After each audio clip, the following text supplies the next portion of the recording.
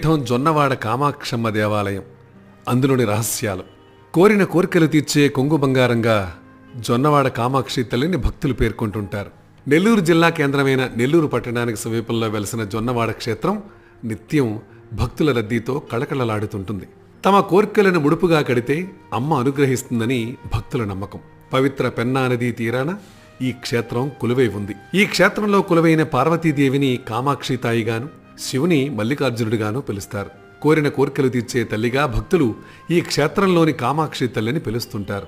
ముఖ్యంగా పిల్లలు లేనివారు ఈ క్షేత్రంలోని కామాక్షి తల్లిని సేవిస్తే తప్పక పిల్లలు పుడతారని భక్తుల విశ్వాసం. ఇందుకోసం ఈ ఆలయంలో ఇచ్చే కొడి ముద్దలను స్వీకరించడానికి పిల్లలు లేని భక్తులు బారులు తీరుతుంటారు.